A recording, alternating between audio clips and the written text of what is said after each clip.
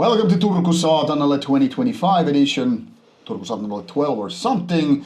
And here we are once again with some black metal. This time it's a Finnish black metal band and very much from the north side of things.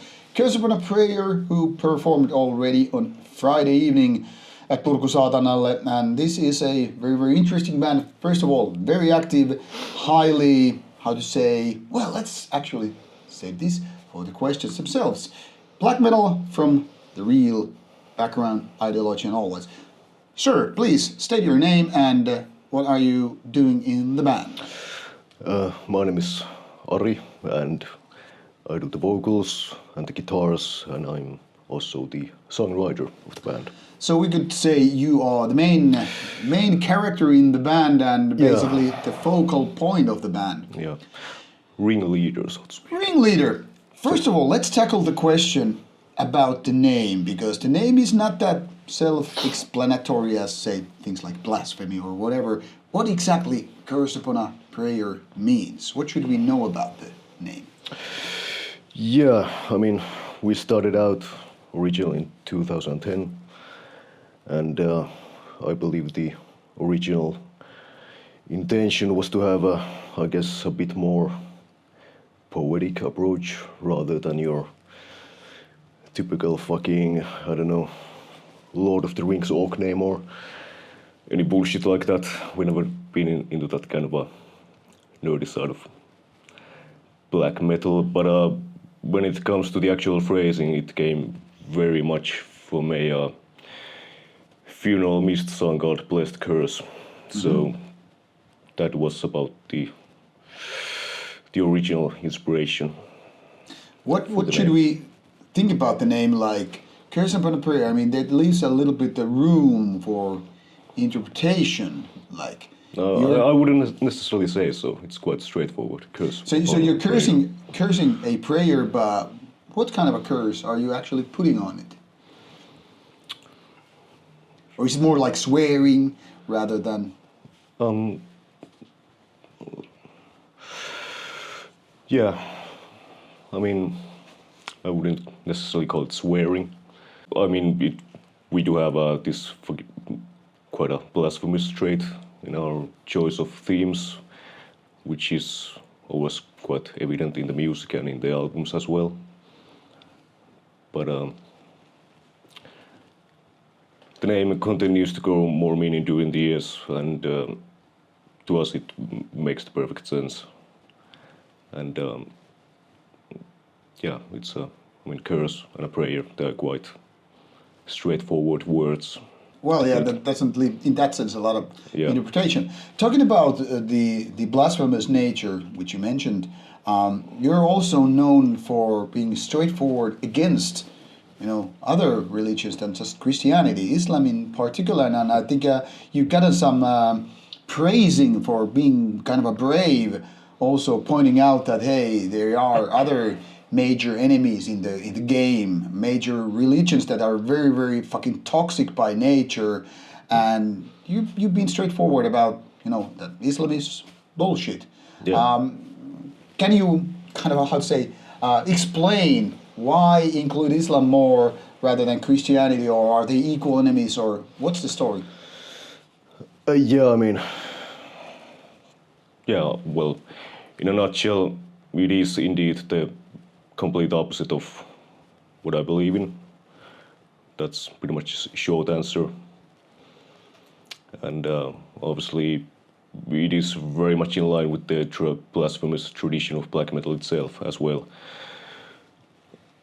With Christianity, for example, but these kind of Christian themes, they've been done so well in the past by the pioneers, so it would feel quite dishonest even to try to even replicate the exact same thing that has been done already in the 90s. And we are a band of this day and age, so it's just honest input on this day and age. We're not here to replicate anything that the for example, pioneers of the genre have done. It would be quite disrespectful even to even try to we do have a certain amount of respect in this genre. So yeah, we are here to do our own thing. Now, you mentioned that it's those religions are against your own, well, principles or values. Yeah. Can you share a little bit of light? What kind of values or ideas we're talking about? I been quite clear in the past interviews that I've chosen to done that these kind of things like personal values and ideologies or religion even, they are quite personal matters. So I prefer not to discuss them about them too much in this kind of a music interview, so to speak. All right, fair enough. Now, a lot of these religions tend to be like, hey, we're going to give you a set of rules, like you're supposed to, obey what kind of values or ideas or whatever we're doing. And black metal is often seen as a form of rebellion and, a kind of a standing point for freedom. Do you still think these are valid ideas about black metal, or is it something that has evolved over time? After all, we're talking about a genre that has been existing more than 40 years now. I do think like the freedom is very much the essential factor, at least in black metal, that I personally enjoy, and how I perceive black metal. It is freedom. It's the very foundation to me personally, at least. So yeah, I wouldn't, have a different opinion on that matter. Talking about the musical side then, now everybody obviously have their own, say, starting points when they figured out, okay, this is the kind of stuff I'm enjoying to listening to, and this is the kind of stuff that I want to be inspired by, this is the kind of music I want to, get into my system, so to say, when writing riffs. So my question is, which bands, and in my opinion there are no wrong or cringe answers, are only honest ones, which bands kind of made you to be what you are today as a musician or metal fan? Yeah, I do remember in 2010 when the band was formed originally, there were 3 bands. I was at the age of 14, and that specific year was quite special when it came to black metal. There was Enochian Crescent, then there was Funeral Mist, as I mentioned, and Sargeist as well. So those were pretty much the 3 main bands that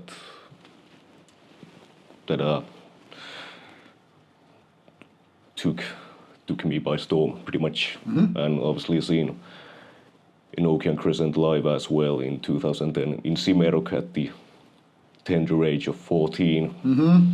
It was quite an experience at that age to see some slit human flesh and blood and obviously black metal. So I would say those 3 bands kicked off the impulse to form this particular band. What about other bands beyond the black metal? Are there essential names that? Sure. I mean, countless bands, but it depends on the mood. But I don't have any guilty pleasures. I do have only pleasures when it comes to music. So that's what I think normal people should have. So anything from fucking classical music to pure rock and roll. Like Motorhead is one of my favorite bands. Guns N' Roses and stuff like that. So I don't buy good songs. A good song. Fucking cliche answer, but it's true. But I think it's true, and one of the reasons why I find this fascinating is that, like you mentioned, a lot of people, have their so-called guilty pleasures. They're almost like, I don't want to talk about the non-cool bands because they don't really fit the bill of the idea when we're talking about extreme metal. But let's be honest about it. Like you mentioned, Guns N' Roses or whatever. Like, good music is good music, and when sometimes you get the best ideas when you're coming out of your genre, which leads to the very, very next topic. Do you sometimes create, say, a good song or good riff that you feel like, okay, this is not exactly Curse Upon a Prayer, like this is not, say, black metal enough, or can you just remove all the elements before you just like figure it out? Yeah, I do. Pretty much on every album that I start to write, I always think of a new project, but somehow it kind of returns to the same aspect that Curse is. So yeah, I do think we have some variety, and in our or between our albums, and that is pretty much the result of that. Having the impulse to try to write different kind of shit, but you know, I do have my own mannerisms and bullshit like that. I can't truly escape from those. So if I would try to like write something else, I'm quite sure it would end up sounding like this band. So yeah, I don't have any restrictions. It's usually comes down to this. So, talking about your age, this is a kind of a goofy one because sometimes I remember getting a few of your releases for review over the years, and it's been fascinating to follow you, kind of a band to grow and evolve. But sometimes I realize, yeah, it's this new band, like, they're like, fucking new band, it's been 15 years. How do you personally see the evolution of Curse Upon a Prayer? But prior to starting this interview, you mentioned that the band is, no member is anywhere located anymore in the original starting point. Yeah. And of course, throughout the years, well, people change, they get new ideas, lineups change and all that stuff. How do you personally see or feel this experience of, you know, evolving over the years? Yeah, quite difficult to reflect. I mean, yeah, I've been 15 years, it's literally more than half of my existence on this planet. So, yeah, I can't really say anything because, as they say, can't see the forest for the trees. So, yeah, but nevertheless, we've had like a steady escalation on every album. So I guess that's a good sign that we're doing something in the right manner. But that's about it. I mean, it's very much like more than a band, I would say. So it's not something that we have to force upon ourselves. It comes quite naturally. So it would feel quite weird not to do this. And if you truly do something that you enjoy, then, I don't know, you just do it. Well, exactly. And it can take 15 years or 30 years or 10 years or so. Now, this is particularly fascinating to think about, like how some bands with 50 years seems like a new one. And then you think about classic bands, say, like Emperor, and they lasted only for 10 years, which seems like quite fucking weird in hindsight, like how it all happened in a so short amount of time, especially when we were focusing on the first albums. And nowadays it seems like with 15 years the band is maturing in order to, you know, actually becoming better over the years and all that stuff. And sometimes it seems like some of those old bands went for different directions, maybe wrong ones. Yeah. But so far you've been, in my opinion, kind of enforcing what Curse Upon a Prayer is, like maturing in a proper way, much like a good whiskey here, like not getting worse, but, you know, becoming better. So what I'm thinking here is that with the, you know, more experience and all, where did you see the band going? Let's take a little bit to like planning or thinking about, like, where will Curse Upon a Prayer be musically in the future? Have you made some plans, or do you just create the songs by... Yeah, I mean, obviously there's always plans. But yeah, I mean, as long as it feels relevant to us personally. But at this moment, I would say that I do have a difficult time seeing myself doing this type of music at the age of 50 or 60, because just because the intensity that live shows usually take, so I wouldn't want to be, you know, this shell of myself in the older age. So, yeah, as long as it feels natural and relevant, we don't have any like major plans. We're quite chaotic people within the band and not necessarily the most functioning members of society. So, I get it. so we take it day by day, but nevertheless there are some plans. Now that you mentioned age, this is pretty interesting because obviously yours and mine age difference is pretty big in the scope of this whole stuff. And when I was watching some of the bands last year performing in Finland, I'm talking about bands like D-Side and Terrorizer, whose members are, you know, around 60 and they're still, you know, extreme metal drummers and, you know, like sounding like they're still young guys, but obviously the age will eventually catch up. And the questions you made are more like ideas that how can you do this stuff when you're like 50, not to mention beyond. I guess we're going to see sooner or later some kind of a torch being passed from those veterans who are like, okay, I'm 65, I can't play blast beats 2020 BPM anymore, so here's the new generation. And I don't know if the new generation is ready to take the step. Are you ready to becoming the next, whatever the big band is, right there to kick down the old people down the stairs? Yeah, I'm quite sure I'm not in the position to answer that. But do you have the ambition that eventually, because, I mean, you know, all the bands which are so old are eventually going to stop. Are you ready to become the next big thing? Yeah, I mean, if it's cast upon us, then by all means, but, you know, yeah, we are ambitious and we're ambitious towards our own thing, and if it starts to develop into something bigger, then so be it, but that's not the primary goal of the band. So if it happens, by all means, but we're not here to kind of put ourselves above anyone. We're here to do our own thing. Now, obviously, some bands tend to be more on the live side of things versus, say, studio ones. Some are more about touring and doing gigs and, you know, being the live performers, even live ritual thing, which, as funny as it may sound. And some are more about creating songs, creating albums, and making the art in a recorded form, which is the case in your band.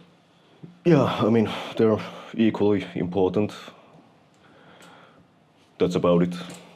But gun pointing at your head, if you've got to choose whether you perform more live or do more music, you know, for the albums, which one would be? Yeah, I mean, I do think that the thing that has kept me doing this shit, doing this 15 years, is pretty much the songwriting process. Because there's always been something truly magical about it. You're not truly in charge when the process, you have the natural flow, and it is at its finest. There's truly something that you're not particularly in charge, and that's the most interesting aspect of this whole band thing. But yeah, and at the same time you can't really compare like live shows to it, because there's a bit more, the songwriting is way more intimate, and the live shows are something more. Talking about the lyrical side of things, we mentioned briefly the ideas behind the stuff, but if there was a way to kind of like sum it up in terms of what Curse Upon a Prayer is all about when it comes to the lyrical side of things, how you would describe it to the audience who are hopefully here trying to understand more about the band and ready to dive into the world of Curse Upon a Prayer? How are the lyrics? What are the major topics for you, which are the most important ones? Devil worship. Devil worship in a more figurative or literal sense? That's a bit of a weird question. I mean, because some people take the worship as more like a kind of a metaphor, like not to be taken literally, like not setting up an altar and making rituals and, you know, believing in a faithful religious ways. And then there are obviously bands which are more like this is a true faith. Yeah, true, but it can be both as well, which is, again, this goes like beyond music again, because, you know, these. Yeah, because what we're doing is media about metal music, but again, these kind of things go way beyond the music, which are quite personal. But in a nutshell, devil worship is my answer. How much all the members are involved, or is it more like a personal thing and rest will just have to go with the ideas? No one has to go with anything, but we're very close friends in the band, so we're very much on the same page, and we can discuss things openly. We don't have to agree on every aspect of the band or the lyrics even, but yeah, we're very much on the same boat nevertheless. Because you're a little bit different or younger generation, obviously you've seen the whole music industry more or less change or go through phases in a very different, say, perspective than people who came into the 80s or 90s and all that stuff. And now everything is, of course, very, very much digital. Bands are putting this music on streaming services, and music is very much seen as like, if you're not on streaming services, then your music doesn't even exist and all that stuff. And it's very, very much debatable whether or not this is the case. But how do you see yourself these changes of nowadays music industry when you go for labels or releasing music and all that stuff? To be honest, I don't have a particular opinion on that. I do know we have our tracks on Spotify. Yeah. We do love our vinyl, but that's about it. We're a band of this day and age, so I try to stay away from these type of things as much as possible. It's nice to have your albums in all the formats, obviously, but yeah, I'm not like truly bothered by anything. I do utilize Spotify myself as well, and some underground channels as well. But yeah, I don't have a crucial opinion. I'm thinking this because, well, generations change and over time habits change, and of course back in the days it was like mandatory for bands to be on tape, CD, vinyl and all that stuff. And while it's very essential, as we know, when you go to events like Turku Saatanalle, you will see merchandise booths, both with T-shirts, patches, and of course the physical products. But yes, I wouldn't be really surprised if that was some kind of a end of an era where it ceased to be kind of existing, like no vinyl, no CD, no tapes anymore, and everything is just streamable, downloadable, or cloud-based and all that stuff, and suddenly you see only, I don't know, maybe the shirts and patches and hoodies. Does it matter to you? Like you said, it's nice to have them on vinyl or CD or whatever, but is it mandatory, or is it kind of sad if it goes away? To us it is mandatory, and I do have a difficult time seeing that like vinyls would, for example, disappear, because it is a form of art nevertheless. So yeah, I do think which is quite beautiful in this type of music is the fact that all this modern day technology haven't affected that much black metal, where the physical copies are still raging on. Yeah, they're still very, very appreciated. Yeah, indeed. So in that sense, I'm not like bothered or concerned that there would be a time where we don't have vinyls or physical copies. Talking about zeitgeists, the very, very definitions of our given time, the phenomena of our time, one thing is very much that is affecting black metal as a scene, as a subculture and beyond, is obviously the so-called cancel culture.